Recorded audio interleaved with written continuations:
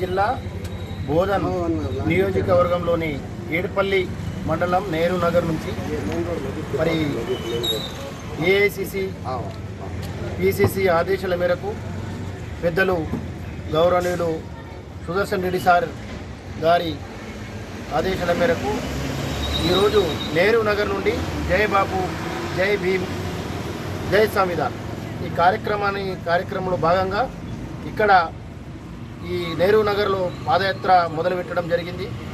ఈ కార్యక్రమానికి ఏదైతే 75 సంవత్సరాలు భారతదేశానికి స్వతంత్రం వచ్చి 140 సంవత్సరాలు చరిత్ర గల కాంగ్రెస్ పార్టీ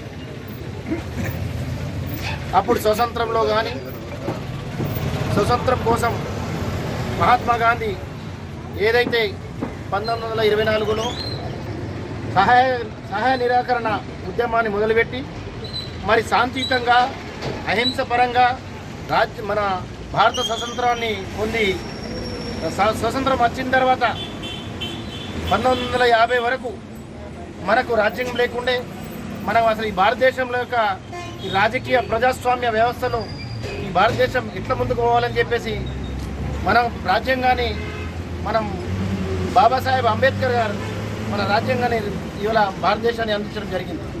కానీ రాజ్యాంగం ప్రకారం భారతదేశంలో ఏదైతే కాంగ్రెస్ పార్టీ దేశంలో ప్రధాని అయ్యారో అప్పటి నుంచి జవహర్లాల్ నెహ్రూ నుంచి మొదలు పెట్టుకుంటే మన మన్మోహన్ సింగ్ వరకు కూడా ఏ ప్రధాని అయినా కానీ భారతదేశానికి అన్ని విధాల్లో ముందుకు తీసుకుపోయి భారతదేశంలో నివసించే అన్ని మతాలు కులాలు అన్ని వర్గాల ప్రజలకు మేలు కలిగే విధంగా మన భారత రాజ్యాంగం ప్రకారము మనం ఈ కాంగ్రెస్ పార్టీ పరిపాలన చేయడం జరిగింది.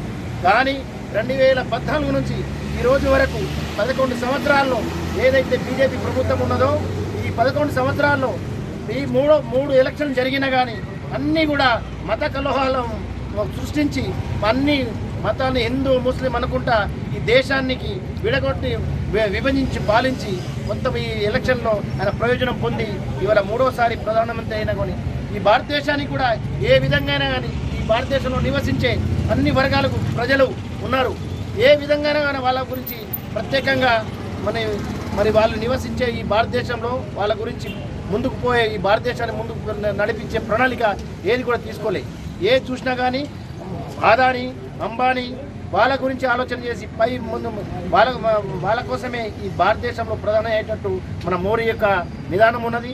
కానీ మొన్న మన ప్రియతమ నాయకుడు రాహుల్ గాంధీ కన్యాకుమారి నుంచి కాశ్మీర్ వరకు ఏదైతే పాదయాత్ర ప్రోగ్రాం చేసిండో అప్పుడు ఆయన దృష్టిలో భారతదేశాన్ని స్వతంత్రం వచ్చి 75 సంవత్సరాలైనా కానీ ఈ భారతదేశంలో మన ప్రజలు అన్ని విధాల ఎందుకు కష్టంలో ఉన్నారని చెప్పేసి ఈ నిదానాలు లేపడం జరిగింది. ఈ నినాదము ప్రతి గడపకు ప్రతి పల్లెలో ప్రతి మూలకు అన్ని వర్గాల ప్రజలకు తెలియజేసే విధంగా మన భారత రాజ్యాంగ చరిత్ర గురించి మనం భారతదేశంలో ఏదైతే కాంగ్రెస్ పార్టీ మొదలైందో అప్పటి నుంచి కాంగ్రెస్ పార్టీ ప్రజలకు ఏ విధంగా మేలు చేసిందో అన్ని విధాలు కూడా వర్ణించి అన్ని ప్రజలకు మేలు కలిగే విధంగా అన్ని ప్రజలకు తెలియజేసే విధంగా ఈ ప్రోగ్రాంను చేపట్టడం జరిగింది.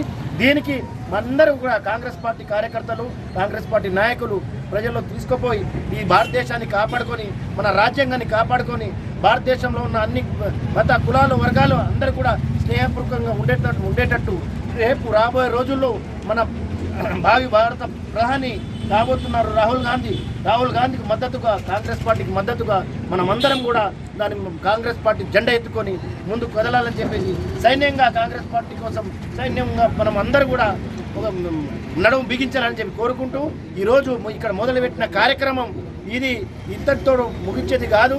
ఇది మొత్తానికి ముందు కదిలించే కార్యక్రమము.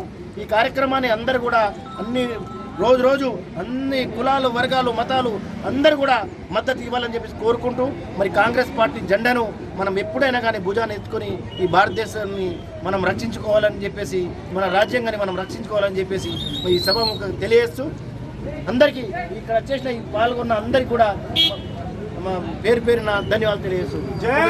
बापू, जय भीम, जय संविधान। और उसी सिलसिले में आज हमारे मंडल party president Nehru Nagar first लगाए और ये जय बापू, जय भीम, जय संविधान। आज हर रिजर्वेशन में आज कोई सरपंच, कोई एमपीडीसी, कोई वार्ड मेंबर जो बन रहा, तो जो संविधान जो बनाए अंबेडकर साहब, वो संविधान के तरफ से आज कई पोस्टों पे कई लोग हैं। मैं ये कहना चाहता हूँ, इन लोगों हालात क्या बना रहे बोले तो ये जो है मुस्लिम हिंदू को लड़ा के जो आज राजनीति कर रहे, ये बीजेपी की राजनीति गलत है। जो हालात आज अपना बिल जो है सो और वक्फ बिल ला रहे, आज अमेंडमेंट बिल बोल के सुन रहे, ये तो सरासरी मुसलमानों पे, मुसलमानों के ज़मीन पे, वक्फ बोर्ड के ज़मीनों पे ये जुल्म है। हम इसको सख्त मजम्मत करते हैं। और आज मैं ये कहना चाहता हूँ कि जय बापू, जय भीम, जय संविधान। अपना संविधान ख़त्म कर रहे हैं नो SC ST इस माइनॉरिटी का, क्योंकि इन लोगों पोस्टों पे आ जा रहे हैं, इनको ऐसा चुभ रहा है कि एक SC पोस्ट पे आ रहा है, एक SC आ रहा है, एक माइनॉरिटी आ रहा है, ST आ रहा। मैं ये कहना चाहता हूँ सारे SC ST माइनॉरिटी सब मिलके आने वाले टाइम में ये बताएंगे अंबेडकर साहब का, और ये जो बापू जी जो अपने को मेहनत करे, ये टाइम में अब्दुल कलाम आज़ाद जो करे, ये जो इन लोग क्या कर रहे बोले तो ये नहीं है कुछ भी। संविधान हमेशा सिर्फ मोदी है बता रहे नो।